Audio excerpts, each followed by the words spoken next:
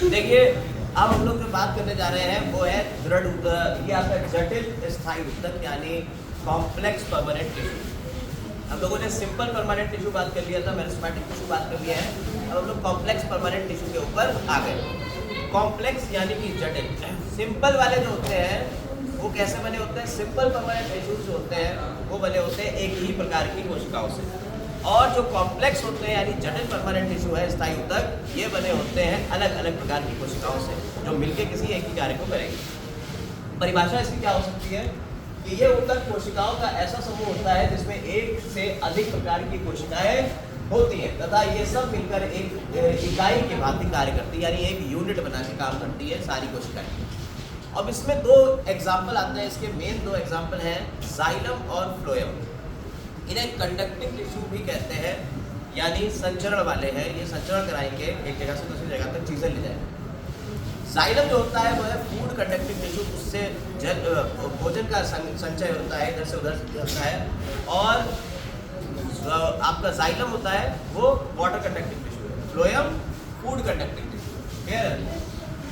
Xylem के बारे में थोड़ी जानकारी लेते हैं कि जाइलम को हम कहते क्या है। जाइलम को दारू भी कहते हैं और कास्ट भी कहते हैं। जाइलम का दूसरा नाम क्या है? कास्ट या कास्ट। इंग्लिश में इसे जाइलम ही कहते हैं, ठीक है। दारू को इंग्लिश में जाइलम कह रहे हैं और कास्ट के लिए वर्ड वुड यूज किया जा रहा है। तो अगर यहाँ पे आपको वुड पैरेन्काइमा लिखा हुआ है तो इसे जाइलम पैरेन्काइमा कह सकते हैं। अगर इसमें वुड फाइबर लिखा हुआ है तो इसे जाइलम फाइबर्स भी कह सकते हैं।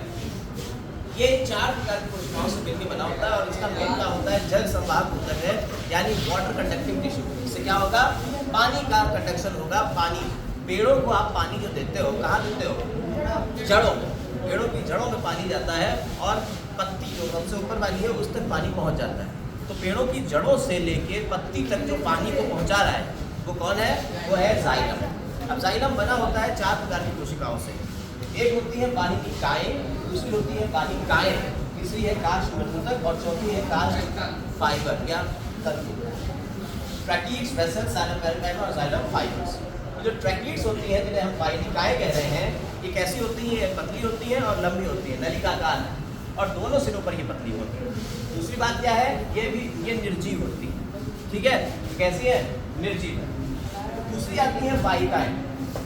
असल में होता क्या है कि जब वाहिनिकाएं एक दूसरे के साथ कोई पतली पतली हैं और जुड़ी हुई हैं, जब इनके बीच की ट्रांसवर्स वॉल खत्म हो जाती है तो ये पूरी एक वाहिका में बदल जाती है। ये वाहिकाएं होती हैं, इनका डायमीटर चौड़ा होता है, व्यास जो है वो चौड़ा हो जाता है। तो वाहिकाओं का व्यास वाहिनिकाओं की अपेक्षा अधिक होता है। क्या ये सजीव होगी? जब निर्जीव से मिलकर बन रही है तो क्या ये सजीव होगी?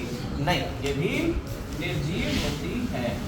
याद रखिएगा, ठीक है। इसमें आप लिख सकते हैं कि ये भी निर्जीव होती है।